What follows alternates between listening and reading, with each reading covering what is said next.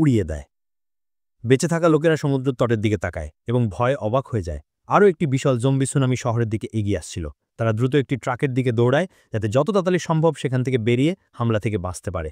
এই সময় শহরে জম্বির সংখ্যা ক্রমাগত বাড়ছিল। টানি বুঝতে পারে যে তার আর বেঁচে থাকার আর কোনো রাস্তা নেই। জম্বিরা তাকে চারদিক থেকে ঘিরে ফেলেছে।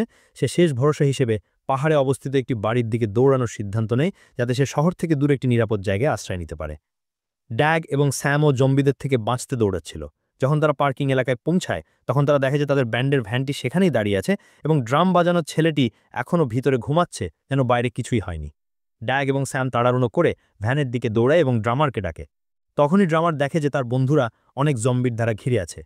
সে জম্বিদের সাথে লড়াই করার চেষ্টা করে, কিন্তু সে দুর্বল হয়ে পড়ে এবং হেরে যায়। ড্যাগ এবং স্যাম তাকে ছেড়ে ভ্যানে উঠে পড়ে এবং সেখান থেকে পালিয়ে যায়। অন্যদিকে টানি একটি গ্রাম বাড়িতে পৌঁছায় এবং মার্টি নামের এক ব্যক্তির সাথে দেখা করে। মার্টি দরজা খুলে তাকে ভিতরে আসতে দেয়, যাতে সে জম্বিদের থেকে বাঁচতে পারে। কিছুক্ষণ পর টানি মার্টির রেডিও ধার নেয় এবং সেটির মাধ্যমে তার বাবার সাথে যোগাযোগ করার চেষ্টা করে। তার বাবা তাকে বাড়িতে থাকতে বলে, কারণ সে শীঘ্রই তাকে পুলিশ স্টেশন থেকে নিতে আসবে।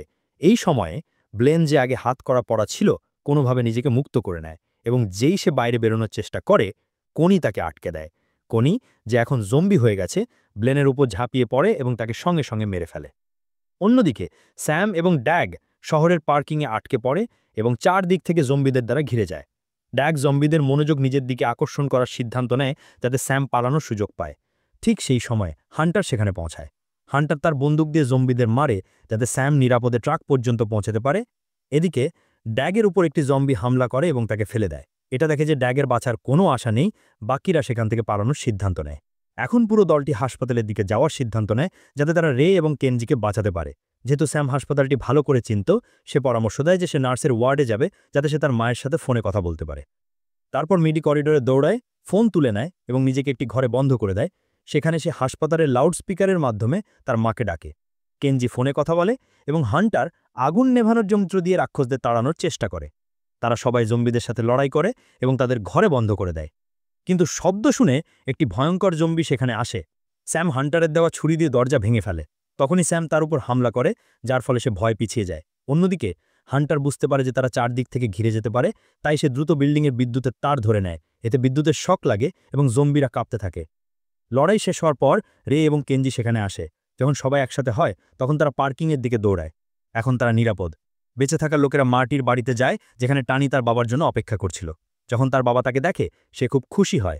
বাড়িতে ঢোকার পর একজন পুলিশকর্মী জায়গাটি পরীক্ষা করার সিদ্ধান্ত নেয়, কিন্তু যেই সে একটি ঘরে প্রবেশ করে, একটি জম্বি তার উপর হামলা করে এবং তার হাত কেটে দেয়।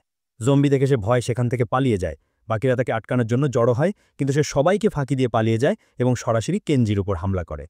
কেনজি দ্রুত দেয়াল থেকে একটি অস্ত্র তুলে নেয় এবং জম্বির সাথে লড়াই করতে থাকে।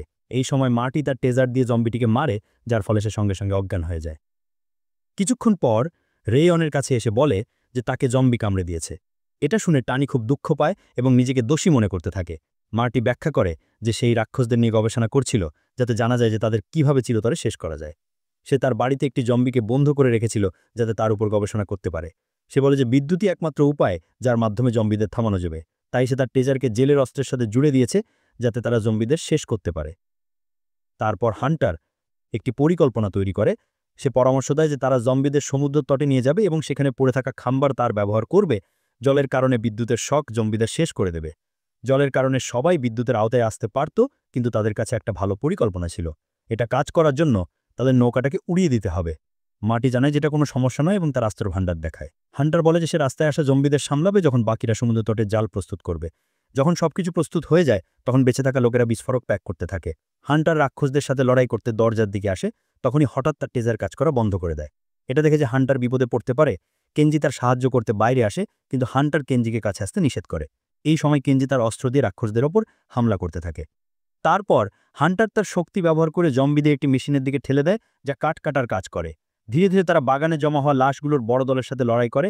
এক এক করে তারা লাশগুলোকে মেশিনে ফেলে দেয়, যার ফলে রাস্তা পরিষ্কার হয়ে যায় এবং বাকি দলে গিয়ে যেতে পারে।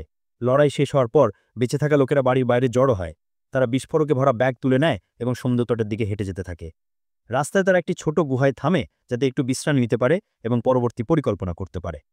তখনই একজন জেলে তার ব্যাজ হান্টারের দিকে ছুড়ে দেয় এবং বলে যে এখন তার মেয়ে এবং পুরো দলের নিরাপত্তা হান্টারের হাতে। সে বুঝতে পারে যে তার কাছে বেশি সময় নেই, তাই সে জম্বিদের সম্পর্কে সবকিছু বলার সিদ্ধান্ত নেয়। সে জানায় যে ৩০ বছর আগে রেভক নামের একটি কোম্পানি শহরে এসেছিল এবং তারা দাবি করেছিল যে তারা পৃথিবীর প্রথম অ্যান্টি এজিং পদার্থ তৈরি করছে। কিন্তু আসল সমস্যা ছিল যে ওষুধটি কাজ করছে কিনা সেটা দেখার জন্য তাদেরকে গোপনে মানুষের উপর পরীক্ষা করতে হতো। এর জন্য তাদের একটি জায়গা দরকার ছিল যেখানে সরকার তাদের আটকাতে পারবে না।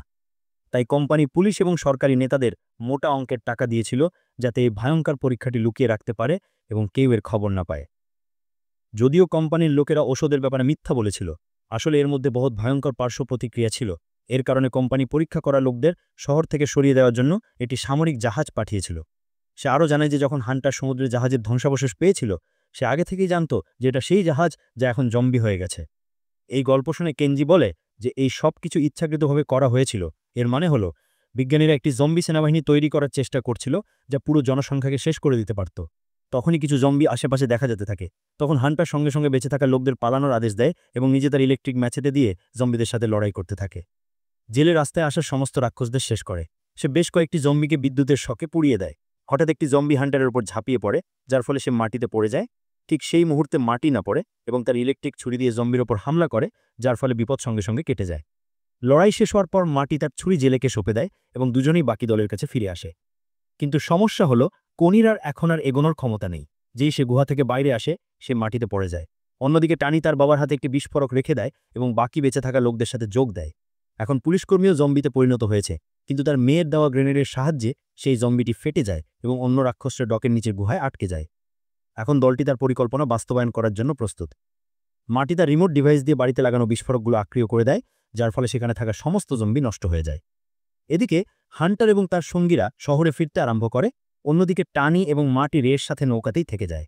তারা বাইরে গিয়ে এলাকা পর্যবেক্ষণ করতে থাকে এবং যখন তারা লোকাল জেনারেটর খুঁজে পায়, তখন রে এবং বাকিরা লোকাল জেনারেটর পরীক্ষা করার পর জাহাজের সমস্ত বোমা বন্ধ করার জন্য প্রস্তুত হয়।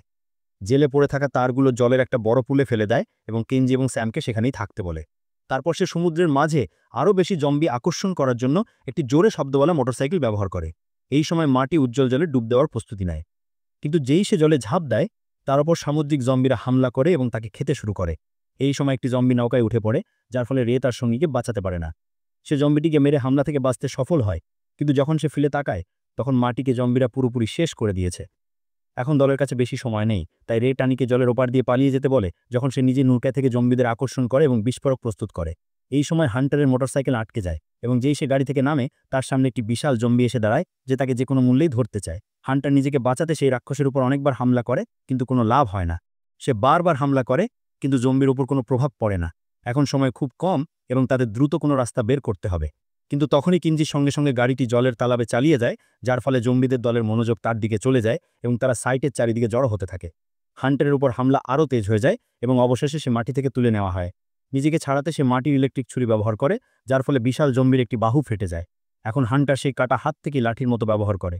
সে জম্বির উপর অনেকবার আঘাত করে। যখন জম্বি দুর্বল হয়ে পড়ে, তখন সে তার ম্যাকডুয়েল ওষুধনাথ নেয় এবং এটা মাথার উপর দিয়ে ম্যাকডুয়েল হামলা করে। এই সময় রে বিস্ফোরকগুলো সমুদ্রে ফেলে দেয় এবং সেগুলো আক্রিয় করে দেয়, যার ফলে সমস্ত জম্বি বিদ্যুতের শকে মারা যায়।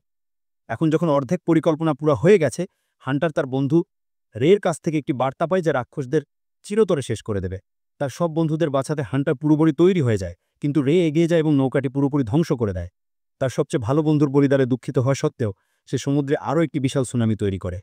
হান্টার সাহস বজায় রাখে এবং রাস্তার মাঝে সেই বড় ঢেবের চপেটে আসার আগে সেখান থেকে পালানোর চেষ্টা করে, কিন্তু হান্টারকে ব্লেন আটকে দেয়। তারপর জেলে কোনো সময় নষ্ট না করে তার ছুরি দিয়ে তার উপর হামলা করে। তৃতীয় সুনামির আঘাতের পর হান্টারের মাথায় বিদ্যুতের শকের কারণে তীব্র মাথা ব্যথা দেখতে লাগে। পরে হান্টার কেনজি এবং স্যামের সাথে দেখা করে। তারা টানিকে জল থেকে বাঁচায় এবং তারপর মহাসাগরের দিকে তাকায়, যা এখন জলজ জম্বিতে ভরা একটি বিশাল সমুদ্রে পরিণত হয়েছে। এই সাসপেন্সের সাথেই এই গল্পটি এখানেই শেষ হয়।